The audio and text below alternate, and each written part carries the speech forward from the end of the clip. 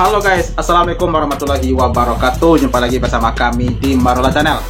Apa kabar semuanya? Semoga sehat selalu, panjang umur, dan diberikan rezeki yang banyak sampai 7 turunan. Amin ya rabbal alamin. Guys, wow, makin terbongkar. Deddy Sitorus bongkar habis.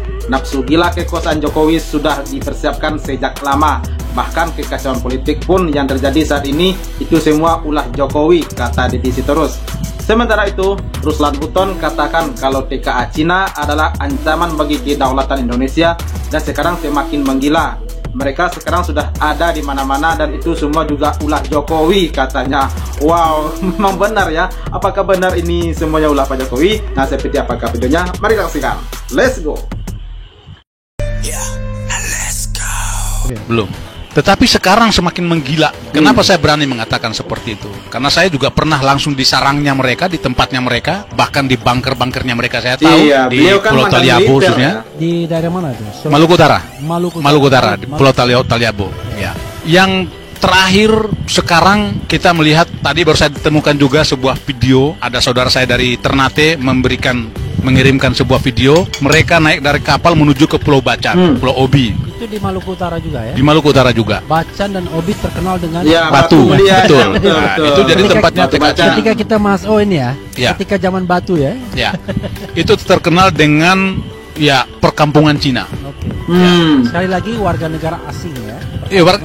Warga negara asing yang kemudian yang paling menohok lagi. Beberapa waktu yang lalu kita juga pernah melihat, itu di daerah saya sendiri, di Sulawesi Tenggara, yaitu di desa Morosi, kemudian kabupatennya Konawe Utara. Nah, di situ ada sebuah perkampungan yang kayak orang-orang yang bekerja di situ, yang dipekerjakan di situ harus bisa berbahasa Mandarin. Ini luar biasa. Orang pribumi wajib berbahasa Mandarin untuk bisa bekerja di situ. Dan pembeli-pembelinya semuanya TKA Cina. Wow. Nah, ini kalau yang kita kaitkan dengan apa yang disampaikan oleh Bang Yos, bahwa ini ada sebuah ancaman kedaulatan. Ancaman kedaulatan. Secara tidak langsung kalau saya melihat, kita sekarang dalam posisi yang sangat mengkhawatirkan. Kalau itu penilaian saya.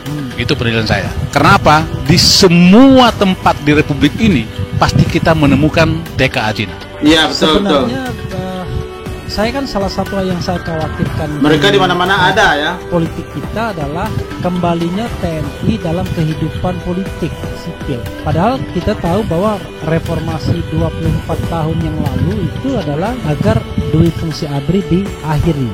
Paling tidak kan secara formal sudah berakhir dengan hilangnya ABRI dulu kan di MPR dan DPR. Jadi semua dipilih sekarang. Kalau mau jadi bupati, wali kota, gubernur, pensiun dulu. Kalau kan enggak. Benar-benar. Kalau sekarang enggak, silakan saja. Seperti yang terjadi yang kemarin-kemarin ya, Pak Prabowo, Gibran, gitu ya. Bagaimana membuktikannya? Mari saya dapat informasi. 1 hari setelah putusan MK tahun 2019, Presiden Jokowi bertemu dengan pakar hukum. Dia tanya dengan alasan keberlanjutan, menjaga proyek-proyek segala macam, bagaimana dengan amandemen dan 3 periode.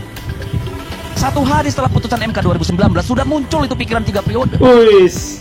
Jadi ini dimulai dari pikiran, lalu gitu diikuti ya. oleh tindakan. Itulah yang menyebabkan kehancuran pada hari ini, hilangnya moralitas, etika dan nilai-nilai.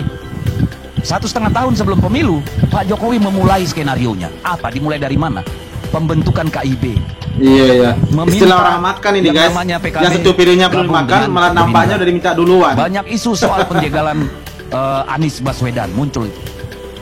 Dan itu berterusan, kemudian berjalin, ketika kemudian muncul yang namanya keputusan MK 90. Jadi ini masalah sudah dari hulu, Pak. Dari ujungnya sudah bermasalah. Iya. Makanya kalau ketika tadi tiba-tiba ada partai-partai dipaksa oleh KPU pusat supaya lolos verifikasi, ya itulah tindakan dalam rangka melaksanakan pikiran itu. Iya. Lalu kemudian terjadi putusan MK. Silakan berdebat bahwa itu final and binding. Tapi kita tidak bisa melaksanakan hukum dengan melanggar hukum, Pak. Salah itu. Iya. Dari mana rumusnya? Kalau kemarin yang mendaftar bukan hanya Gibran, bagaimana menghadapinya, Pak? Ya, apalagi sekarang kalau pemimpinnya pelanggar hukum dua-duanya. Gimana? Jadi jangan dilegitimasi. Kita menafikan moral, etika dan nilai-nilai di sana. Lalu apa yang terjadi? Memasuki pemilu, kita melihat sampai bulan Desember itu yang namanya elektabilitas Prabowo Gibran itu mandek di angka 38% paling tinggi. Mulailah bansos ini menggila. Mulailah presiden rajin turun ke lapangan. Iya. Mulailah ASN, PJ, kepala daerah mulai melakukan mobilisasi. Mulailah kepala desa dilibatkan. Mulailah instrumen-instrumen kekuasaan bekerja. Iya, iya. Lalu pada bulan Januari itu baru 43, paling tinggi 46%. Menjelang Februari mungkin sekitar 50, tapi belum melewati 51%. Disinilah kemudian terjadi eskalasi kerusakan. Karena apa? Karena kalaupun menang dengan 51%, 52%, kalau dia tidak sesuai dengan aturan putaran pertama itu, menang di 50% plus 1 daerah dan di 20% kabupaten kota, nggak lolos itu. Itu yang membuat masifnya.